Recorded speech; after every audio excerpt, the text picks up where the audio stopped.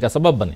ऐसे में जब वक्फ बिल की बात आ रही है, असदुद्दीन ओवैसी जो चुनौती दे रहे हैं और जो कह रहे हैं, आगाह कर रहे हैं, कह सकते हैं इन चार प्रमुख नेताओं को, उसमें कितना दम है? और क्या यहां से मुस्लिम समुदाय जो है वो एकजुट होकर इन सब के खिलाफ भी जाता हुआ आपको दिखाई देता है क्या भविष्य में?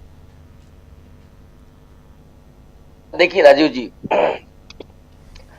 वक्फ बिल का जहां तक मसला है, मुझे लगता है कि ये बिहार चुनाव के लिए है। भारतीय जनता पार्टी नीतीश को माइनस करके वहां चुनाव जीतना चाहती है, उसे कोई परवाह नहीं। इसका नुकसान किसको होगा? नीतीश कुमार को।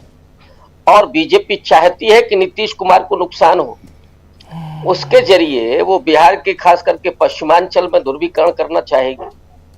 क्या और दूसरे हिस्सों में 17% मुस्लिम वोटर है बिहार में। उत्तर प्रदेश की आप बात कर रहे थे, उत्तर प्रदेश में 20% मुस्लिम वोटर है। जाहिर तौर पर इससे एक तरफ तो मुस्लिम ध्रुवीकरण होगा, जिसका फायदा भारतीय जनता पार्टी हिंदू ध्रुवीकरण के रूप में करना चाहेगी, और दूसरा नीतीश कुमार को इससे सीधा नुकसान होगा। और यही वजह है कि अभी चिराग पासवान ने जो बोला, खास करके नमाज को लेकर के, ये जो सड़क पर नमाज नहीं करने देने का फरमान जारी हुआ है, इससे उन्होंने कहा कि बकवास है, ये ठीक नहीं है। ये वही कवायद है कि बिहार में कैसे अपने आप को बचा करके रखा जाए चुनाव में। हालांकि कोई चिराग पासवान की अब सेकुलर छवि बची नहीं है, लेकिन मामला इस समय चुनाव का है, तो इसलिए वो ये शब्द का इस्तेमाल कर रहे हैं। तो मुझे लगता है कि अमित शाह ने जब ये बोला है तो उसके पीछे केवल और केवल बिहार का चुनाव है। बिहार के चुनाव के बाद ये मसला मुझे लगता है कि खत्म हो जाएगा। हाँ, बंगाल में क्या वो उसका लाभ लेना चाहेंगे तो हो सकता है कि आगे चले, नहीं तो बीजेपी को मालूम है कि हम इसमें सफल नहीं होंगे। नीतीश कुमार तो बेहद कमजोर है, लेकिन चंद्रबाबू नायडू जरूर इस पर कोई एक्शन लेंगे। चंद्रबाबू नायडू की एक बड़ी राजनीति है। हालांकि वहां उतना मुस्लिम वोटर नहीं है, शायद 9.5 या 9% वोट ही है वहां पे मुस्लिम, लेकिन फिर भी एक डिसाइडिंग फैक्टर है और चंद्रबाबू नायडू के साथ वो रहा है, तो वो नहीं चाहेंगे कि ये वोटर उनके हाथ से निकल जाए। फिर उसके बाद तो उनकी राजनीति बचती कितनी है आंध्र प्रदेश में। इसलिए मुझे लगता है कि ये मसला, इसको खुद अमित शाह जानते होंगे, जेपीसी में है अभी वो, और इस पर क्या फैसला होना है। वो वक्फ अधिनियम जो लेकर के आना चाहती है सरकार, उसका फैसला मुझे नहीं लगता है कि वो हो पाएगा, लेकिन इस मुद्दे को वो गरमाए रखना चाहते हैं ताकि बिहार चुनाव में उन्हें फायदा मिले। एक बात। दूसरा, बीजेपी की पूरी पॉलिटिक्स ही एंटी मुस्लिम है, एंटी आप माइनॉरिटी भी कह सकते हैं। उड़ीसा या दूसरे और राज्य जहां पे माइनॉरिटी में खास करके क्रिश्चियन है, वहां पे वो एंटी क्रिश्चियन उनका, और उस हद तक गया जहां ग्राहम स्टैंस को जला करके बच्चों सहित जिंदा एक तरह मार दिया गया, और उसके बाद बीच बीच में तो होता ही रहता है। तो वो पूरी मानसिकता है कुंठा के स्तर तक, और उस मानसिकता से वो बच नहीं सकते। वो कहां लेकर के जाएंगे उस कुंठा को, और ये बीमारी वो पूरे देश में पैदा करना चाहते हैं। और यही वजह है कि चाहे सड़क पर नमाज का मामला हो, जब लोग पूछते हैं, जो जिनमें कुंठा नहीं है, 2-4% जो लोग पूछते हैं कि भाई सड़क पर तो हिंदू भी अपने त्योहार मनाते हैं, वो गणेश चतुर्थी से लेकर के और देवी पूजा तक ये सारी चीजें होती हैं, तब उनको समझ में आता है कि हाँ हाँ ये भी होता है, वरना केवल मुसलमान सड़क पर नमाज पढ़ते हैं। तो दरअसल कुंठित इतना कर दिया गया है कि हिंदू मुसलमान से बाहर इस देश का नौजवान सोचे ही नहीं। अब राहुल गांधी लगातार उन मुद्दों पर, चाहे वो बैंक सेक्टर का मामला हो, आज खड़गे जी ने भी बोला है, किसानों का मुद्दा हो, और दूसरे दलित पिछड़ों के रिजर्वेशन के सवाल हो, सामाजिक न्याय की राजनीति का सवाल हो, वो यहां पर लेकर के जो बार बार आ रहे हैं, उससे ध्यान भटकाने के लिए लगातार बीजेपी चाहती है कि हिंदू मुसलमान पर ही रहा जाए।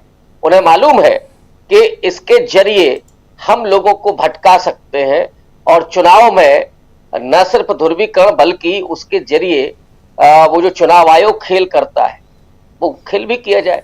अभी तो आप देखिए कितना वोट काटा गया है, कितना फर्जी वोटर जोड़ा गया है। वो तो बंगाल से ममता बनर्जी ने तो आवाज उठाई दी है।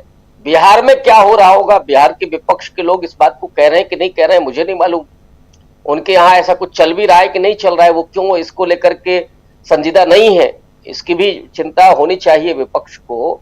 तो अमित शाह अब वहां जाएंगे और यहाँ जो मोदी जी पहुंच रहे हैं नागपुर में, तो नागपुर में तय होगा हु इज द बॉस, जी मोहन भागवत या नरेंद्र मोदी। जी, बिल्कुल बिल्कुल आप सही कह रहे हैं, हु इज द बॉस।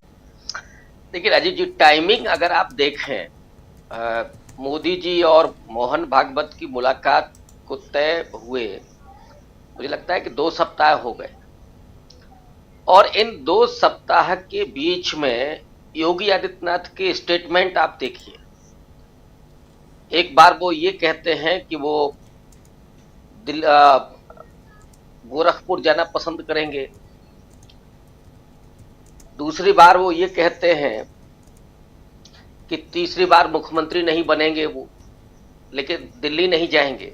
ये सारी जो चीजें हैं वो सीधे संकेत करते हैं कि योगी आदित्यनाथ भी बहुत कुछ तय कर चुके हैं, और उन्हें मालूम है कि केशव प्रसाद मौर्य और यहाँ 2-3 विधायकों ने जो कहा, और आपके दिल्ली के नजदीक जो नंदकिशोर गुर्जर हैं वो लगातार योगी आदित्यनाथ पर अटैक कर रहे हैं।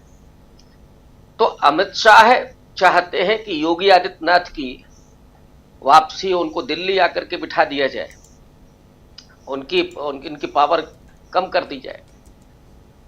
और दूसरी तरफ योगी आदित्यनाथ चाहते हैं कि वो दिल्ली सीधे पहुंचे अगले प्रधानमंत्री के रूप में। अब ये हसरत पालना तो सबके लिए अच्छी बात है, उसमें कोई वो है नहीं, लेकिन योगी आदित्यनाथ भी कम नहीं है। अगर गुजरात लॉबी के साथ देखें कि आरएसएस के रिश्ते द्वंद्वात्मक रहे हैं, मैं ये मानता हूं कि बहुत ऐसे रिश्ते नहीं रहे हैं कि जो आपस में कोई टकराव है, लेकिन द्वंद्वात्मक रिश्ते हैं। और उसकी एक मिसाल मैं आपके सामने पेश कर सकता हूं। पिछली बार मैं नागपुर गया था, और उसी दिन जिस दिन मैं था वहां पे सुनने में आया कि अमित शाह आरएसएस के कार्यालय के ठीक बगल में भाषण दे रहे हैं, लेकिन शाम को खबर आती है कि वो कार्यालय नहीं जाते, माने मुश्किल से 20 कदम पर था, वो वापस दिल्ली आते। अमित शाह हो, नरेंद्र मोदी हो, वो तो उनका पुराना घर है, उसी आरएसएस से निकल करके आते हैं। और कोई व्यक्ति जाए वहां और 2 मिनट 4 मिनट के लिए वहां जाए नहीं, ये कैसे संभव है? तो ये जो खबरें हैं या ये जो घटनाएं हैं वो दिखाती हैं कि सब कुछ तो ठीक नहीं है। और ये बात जरूर है कि आरएसएस कभी नहीं चाहेगा कि उसकी वजह से कुछ ऐसा हो कि सत्ता हाथ से निकल जाए, लेकिन आरएसएस कभी ये भी नहीं चाहेगा कि उसके हाथ से पूरा कुछ निकल जाए, ये भी नहीं चाहेगा। इसलिए मैंने कहा कि दोनों के बीच द्वंद्वात्मक संबंध है।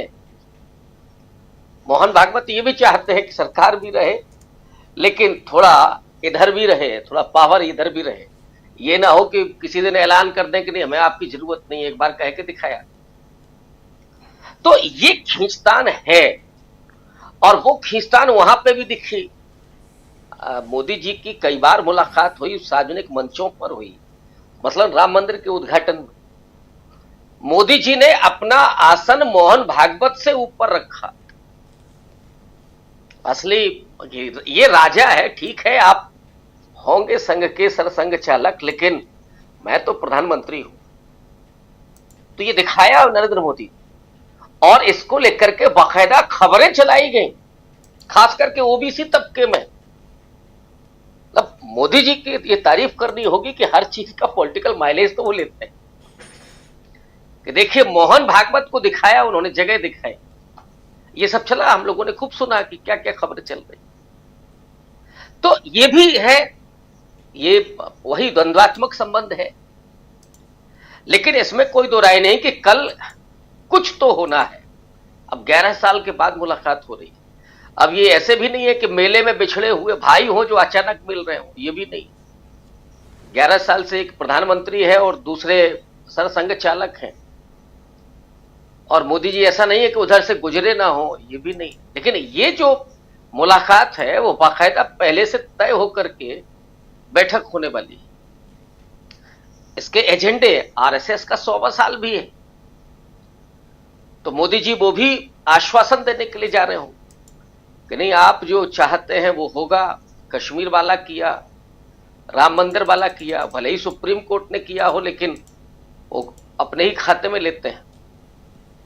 और अभी समान नागरिक संहिता वाला ये भी वक्फ बिल का है ही मामला। तो कुछ तो होना है, ऐसे खाली तो नहीं लौटना है मोदी जी को। कुछ चीजें तो होंगी, लेकिन वो चीजें उस हद तक होंगी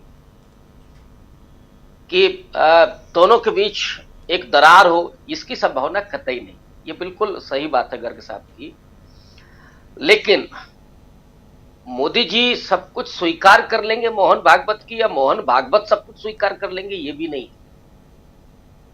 तो इसलिए कल की बैठक पर नजर लगी रहेगी, सबकी लगी रहेगी, और निश्चित रूप से कुछ नई खबर तो निकल करके आएगी। राजीव जी जी, गर्ग साहब जरा आपसे भी समझना चाहता हूं, हम लोग इसकी चर्चा तो खूब कर